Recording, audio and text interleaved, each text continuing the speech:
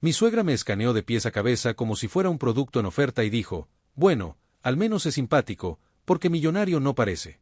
Mi novia rió y remató, sí, pero algo es algo, ¿no? Yo solo sonreí, pagué la cuenta, y nunca volví. Esa frase me partió el alma en pedazos. No porque fuera mentira.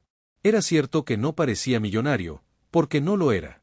Trabajaba en una oficina de contabilidad, ganaba lo suficiente para vivir decentemente, nada más.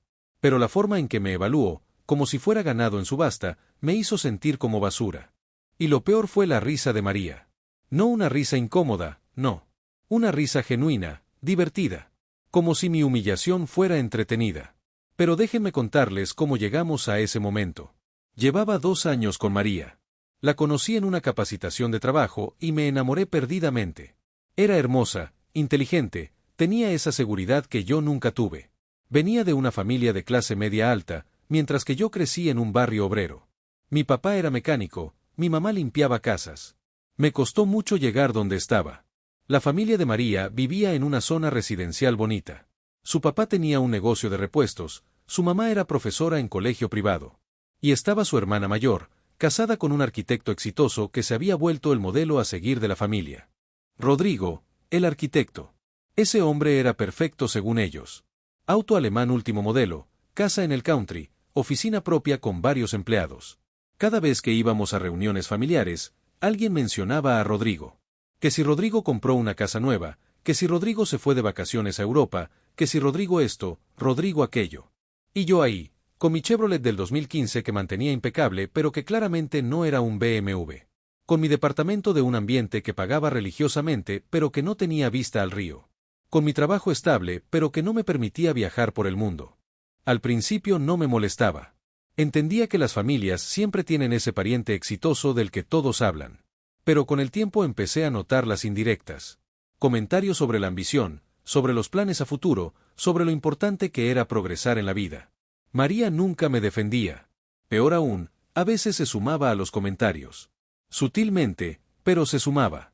Esa noche decidí hacer algo especial. Era nuestro aniversario de 2 años y quería impresionar a su familia de una vez por todas. Reservé mesa en La Fontana, el restaurante más caro de la zona.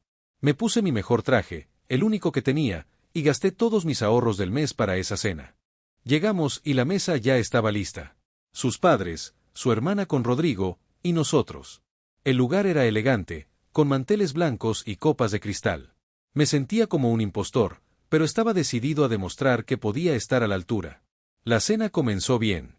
Pedimos vino, entrantes, hablamos de cosas generales. Rodrigo contó sobre su nuevo proyecto, una torre de departamentos de lujo. Su esposa sonreía orgullosa mientras él describía los detalles técnicos con esa seguridad que yo envidiaba. Entonces llegó el momento de pedir los platos principales. Vi los precios y se me hizo un nudo en el estómago, pero no dije nada. Pedí lo mismo que todos, sonreí cuando brindamos, participé de las conversaciones aunque me sentía cada vez más fuera de lugar. La suegra empezó con sus preguntas indirectas. Que cómo iba el trabajo, que si tenía planes de crecimiento profesional, que si pensaba estudiar algo más. Yo respondía lo mejor que podía, pero sentía que cada respuesta la decepcionaba un poco más. Rodrigo, como siempre, aprovechó para contar sus éxitos. Que había cerrado un contrato millonario, que estaba evaluando expandirse a otra ciudad, que estaba pensando en comprarse una casa más grande porque la actual ya se les quedaba chica. María lo miraba con admiración. Esa misma mirada que yo esperaba que me dirigiera a mí algún día. Después del plato principal, mientras esperábamos el postre, la suegra me miró fijamente. Fue una mirada larga, evaluativa. Empezó desde mis zapatos, que aunque limpios no eran de marca. Subió por mi pantalón, mi camisa, mi saco.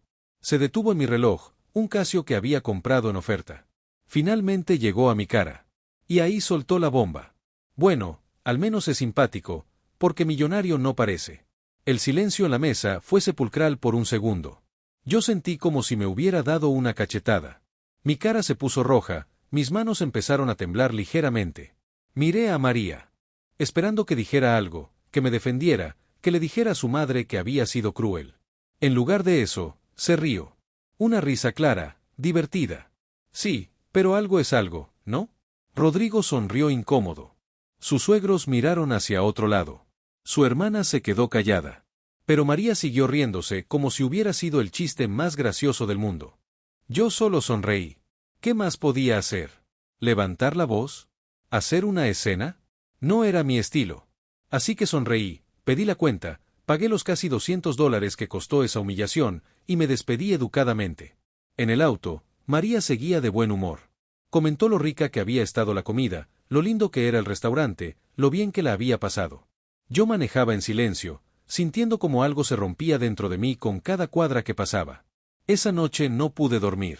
Daba vueltas en la cama repitiendo una y otra vez esas palabras. Millonario no parece. Algo es algo. La risa de María sonaba en mi cabeza como un eco cruel. Al día siguiente tomé una decisión. Le escribí un mensaje largo a María, explicándole cómo me había sentido, por qué no podía seguir con alguien que me veía como menos. Terminé la relación por WhatsApp, algo que nunca pensé que haría. Ella me llamó llorando, diciendo que había exagerado, que había sido solo una broma, que su familia me quería mucho. Pero yo ya había decidido. Por primera vez en mi vida, no iba a quedarme en un lugar donde no me valoraban. Los siguientes días fueron duros. María siguió insistiendo, sus padres incluso me llamaron para aclarar el malentendido. Pero yo me mantuve firme. Esa fue la última vez que los vi, hasta que la vida les pasó factura.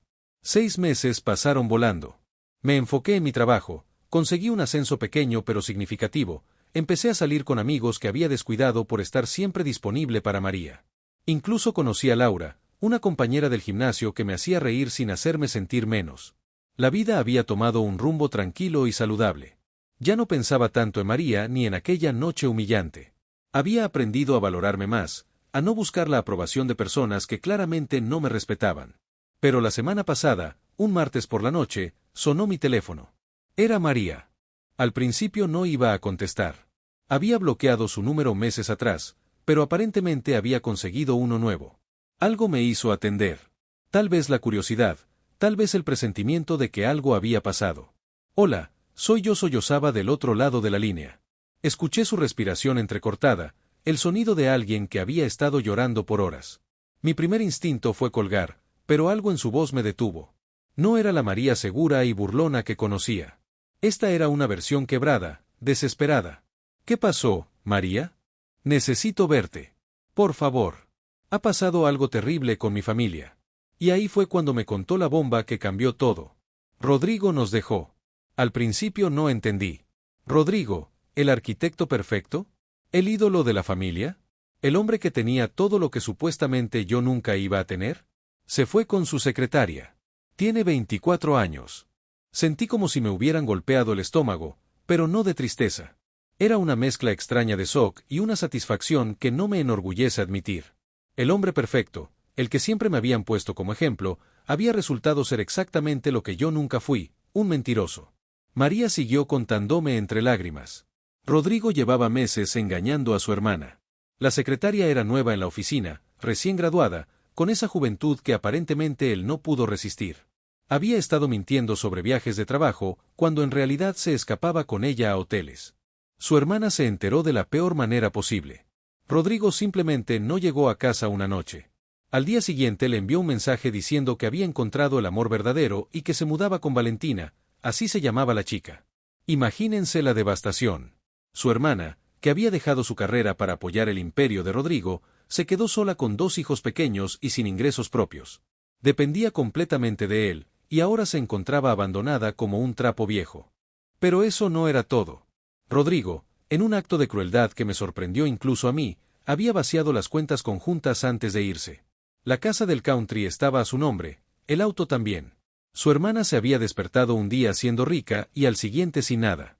La familia estaba destrozada. Los suegros, que habían idolatrado a Rodrigo durante años, no podían creer que su yerno perfecto hubiera resultado ser semejante basura humana. Se sentían engañados, humillados, traicionados. ¿Y María? María estaba en shock porque se daba cuenta de que había perdido al único hombre que realmente la había valorado por algo más que superficialidades. Tú nunca me habrías hecho esto, me decía llorando por teléfono. La ironía era deliciosa, aunque traté de no sonar satisfecho. El hombre que tenía todo lo que supuestamente importaba, dinero, éxito, estatus, había demostrado no tener nada de lo que realmente importa, lealtad, honestidad, decencia básica. Necesito verte, me rogaba María. Mi familia está destruida. Mi hermana no para de llorar. Mis padres no saben qué hacer. Y yo me di cuenta de que cometí el peor error de mi vida cuando te dejé ir. Parte de mí sintió lástima. Otra parte, la que todavía recordaba la humillación de aquella noche, sintió que la justicia finalmente había llegado. No porque yo hubiera hecho algo para vengarme, sino porque la vida tiene maneras misteriosas de cobrar las facturas pendientes. Accedí a verla. No porque quisiera volver con ella, sino porque necesitaba cerrar ese capítulo de mi vida de manera definitiva. Quedamos en el mismo café donde habíamos tenido nuestra primera cita, hace más de 2 años. Cuando llegué, casi no la reconocí. María siempre había sido impecable, maquillada perfectamente, ropa de marca, uñas arregladas. La mujer que vi esa tarde tenía ojeras profundas, el cabello desarreglado, vestía un buzo viejo. Se veía derrotada. Gracias por venir, me dijo antes de que yo pudiera sentarme. Durante la siguiente hora me contó todos los detalles sórdidos de la traición de Rodrigo. Cómo había mentido durante meses, cómo había llevado a la secretaria a eventos familiares presentándola como colaboradora, cómo había usado el dinero de la familia para mantener su aventura. Pero lo que más me impactó fue cuando empezó a comparar. Rodrigo parecía perfecto, pero era un mentiroso. Tú parecías simple, pero eras honesto. Nosotros nos burlamos de que no tenías dinero, pero él tenía dinero y nos robó. Tú pagaste esa cena con tu propio esfuerzo, él pagaba todo con mentiras. Era extraño escucharla admitir todo esto. Durante 2 años había sentido que no era suficiente para ella, que necesitaba ser más como Rodrigo para ganar su respeto. Y ahora resulta que Rodrigo había sido una fachada desde el principio. Mi mamá no para de decir que fuiste el mejor novio que tuve. Que nunca apreció lo que tenía contigo. Esa misma mujer que me había escaneado como ganado ahora me extrañaba. La vida realmente tiene sentido del humor. María me propuso intentarlo de nuevo. Que había madurado, que su familia había aprendido la lección, que ahora valoraban las cosas importantes. Me ofreció empezar desde cero, sin presiones familiares, sin comparaciones tóxicas. Por un momento, muy breve, consideré la posibilidad. Había amado a María genuinamente. Parte de mí siempre se preguntó qué habría pasado si las cosas hubieran sido diferentes. Pero entonces recordé aquella risa. El sonido de su diversión cuando su madre me humilló. La forma en que me había hecho sentir menos durante 2 años completos. Le dije que lo pensaría, pero en el fondo ya sabía la respuesta. Esa noche llamé a Laura y le conté todo. Ella me escuchó sin juzgar, me abrazó cuando terminé de hablar, y me recordó algo que había olvidado, que merecía estar con alguien que me amara desde el primer día, no con alguien que había necesitado ver mi valor solo después de perder todo. Al día siguiente le escribí a María. Accedí a una última cena familiar. No para reconciliarme, sino para cerrar este capítulo de mi vida de manera definitiva, cara a cara, con la dignidad que no había tenido aquella noche en la fontana. Lo que pasó en esa cena me confirmó todo lo que necesitaba saber. La cena estaba programada para el sábado. María insistió tanto que finalmente accedí, más por curiosidad que por otra cosa. Quería ver con mis propios ojos cómo estaba la familia después del escándalo de Rodrigo. Llegué al restaurante que habíamos elegido, un lugar intermedio, ni muy caro ni muy barato. María ya estaba ahí con sus padres. Se veían diferentes. Menos seguros, pero no derrotados. Más bien como gente que estaba tratando de mantener las apariencias después de un golpe duro. La conversación empezó rara. Su madre, la misma que me había escaneado como ganado, ahora me sonreía demasiado. Su padre me preguntaba por el trabajo con un interés que parecía forzado. María me miraba con esos ojos de cachorro que solía poner cuando quería algo. Durante los primeros 20 minutos hablamos de todo menos de lo obvio. El trabajo, el clima, las noticias. Pero yo notaba las miradas, los silencios incómodos, la tensión que nadie quería mencionar. Hasta que su madre soltó la primera indirecta. Ha sido un año muy duro para nosotros. Uno aprende mucho sobre las personas cuando pasan cosas difíciles. No era exactamente una disculpa, pero se acercaba. Típico de ella, decir algo sin decir nada realmente. María tomó la posta. Hemos reflexionado mucho sobre cómo terminaron las cosas entre nosotros. Y creo que todos cometimos errores. Errores. Como si hubiera sido un malentendido mutuo, no una humillación deliberada. Su padre se sumó con esa sonrisa incómoda que usan los hombres cuando tienen que hablar de sentimientos. Rodrigo nos enseñó que las apariencias engañan. A veces uno valora las cosas equivocadas. Ah, claro. Ahora que su ídolo familiar resultó ser basura, de repente entendían que habían sido superficiales. ¡Qué conveniente! La madre siguió con su versión light de las disculpas. Tal vez fuimos un poco directos esa noche. Pero era porque queremos lo mejor para María. Un poco directos. Así le decía ahora al momento más humillante de mi vida. María se acercó más y me tomó la mano. Gesto que reconocí inmediatamente. Era su movimiento clásico cuando quería manipular una situación. Te extraño. Extraño lo que teníamos. Eres diferente a todos los demás. Y ahí empezó la parte que me dio más rabia. No pidió perdón directamente por reírse de mí. En lugar de eso, me vendió una versión edulcorada donde ella había sido inmadura y ahora había crecido. He salido con otros chicos estos meses, pero ninguno es como tú. Ninguno me hacía sentir tan segura, tan querida. Claro, ahora que su hermana estaba en la ruina y ella había visto lo que pasaba cuando te asocias solo con gente por dinero, de repente recordaba mis virtudes. Su padre metió su comentario sobre segundas oportunidades y que la vida es muy corta para guardar rencores. Su madre asintió diciendo que las familias a veces dicen cosas que no sienten cuando están estresadas. Estresadas. Así justificaba haberme tratado como basura. Pero lo que más me molestó fue que en ningún momento reconocieron realmente lo que habían hecho. No había un te tratamos horrible y estuvo mal. No había un nos burlamos de ti de manera cruel e injustificable.